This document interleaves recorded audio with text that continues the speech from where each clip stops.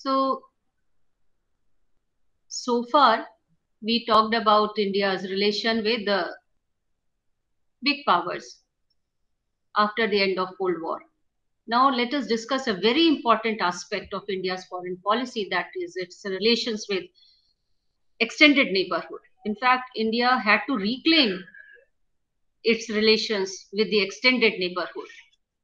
By the end of the Cold War, India's once robust commercial links with Africa, the Middle East, and Southeast Asia had frayed significantly because of India's policies of import substitution and economic self-reliance. Its political interactions with the leaders of the neighboring regions was increasingly limited to NAM and G77 meetings.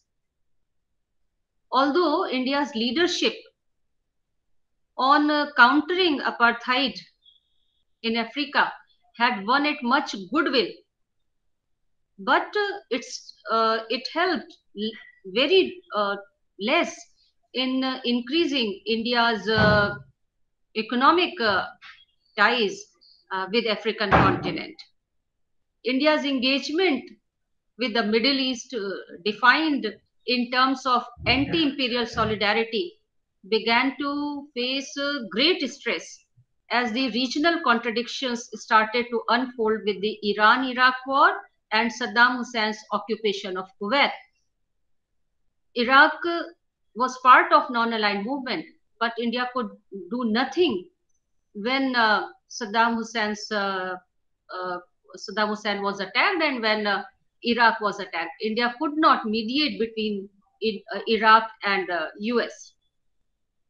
In the East, economic marginalization was accompanied by India's identification with the Soviet Union on regional security issues.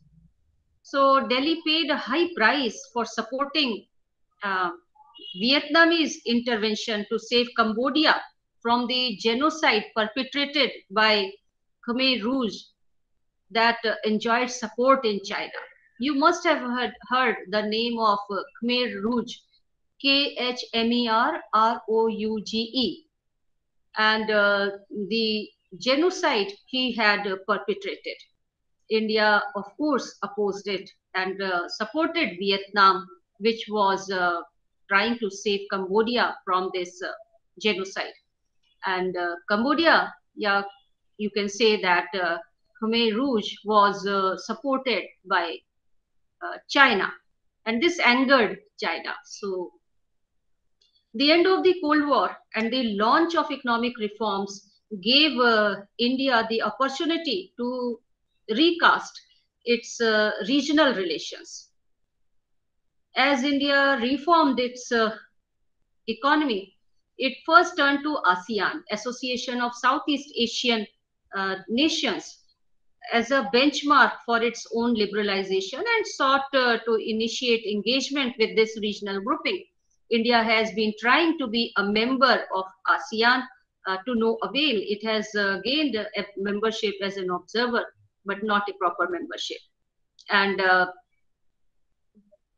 instead of getting membership of ASEAN, India has got membership of so many other regional alliances, which are like a burden to it.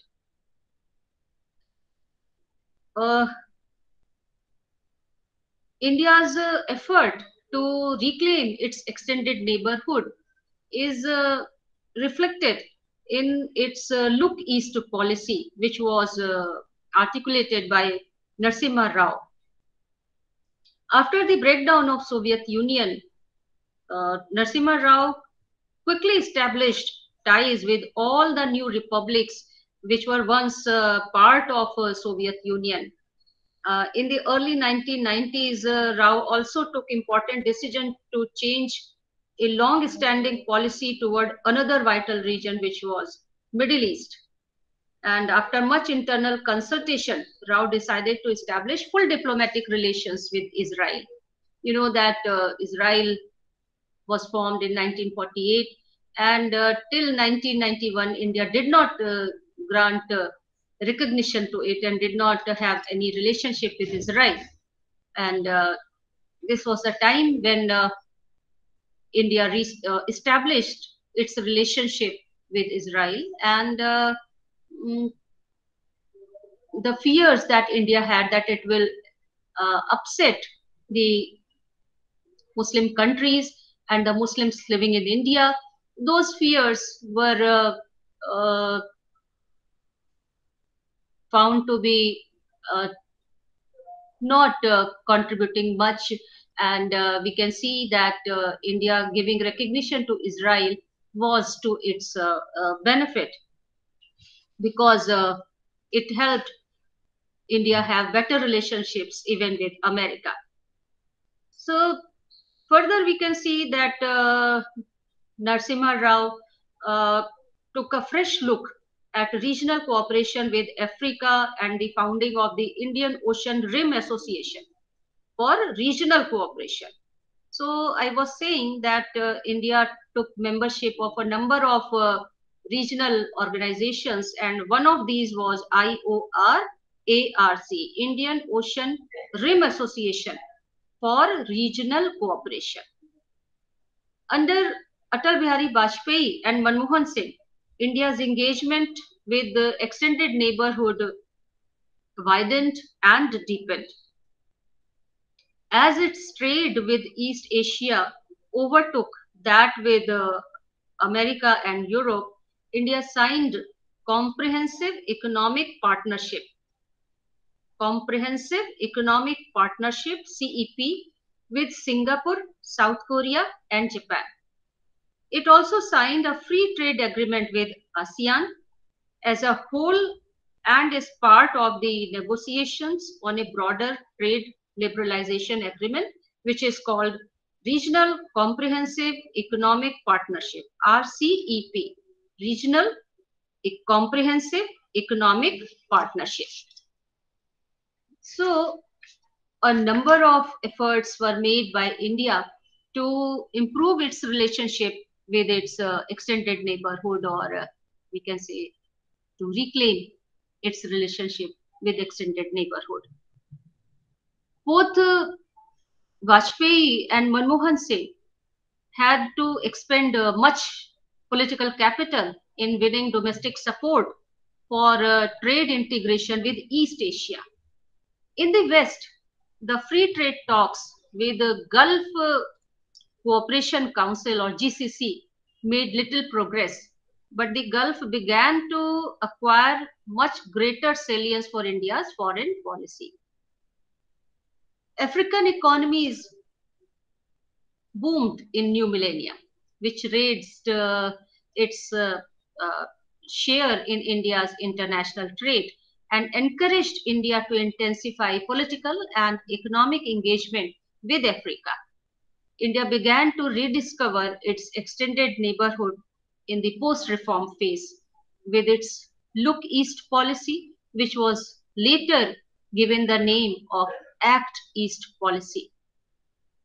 It also followed Look West Asia policy and a Connect Central Asia policy, and a much more dynamic engagement with Africa and the Indian Ocean littoral. So these were the major changes that we see in India's foreign policy towards its extended neighborhood after the end of Cold War. During this period, one more doctrine which came into usage was Gujral doctrine, which was adopted towards immediate neighbors, which we will discuss in a later class.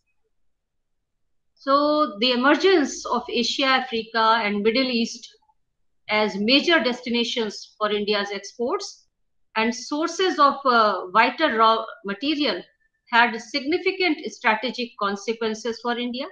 First, India recognized its deepening interdependence with the extended neighborhood.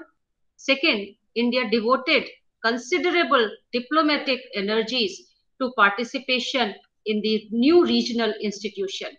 Beside NAM, it had many more regional associations of which it was part. Although today it is being said that, in fact, it is being asked, questioned, whether it is profitable for India to be part of so many regional organizations, where India does not have a much impressive role to play, much effective role to play, whether it is SCO, Shanghai Cooperation Organization, or it is you can even name SAARC for that matter, because SAARC has also become totally meaningless because of the role which is being played by Pakistan. It is raising all bilateral issues there. India formed BIMSTEC, Bay of Bengal initiative for multi-sectoral economic and social cooperation. Is beside that, India formed BRICS, and so many other organizations were formed for economic or other purposes. And now it is being asked whether it is all worth it.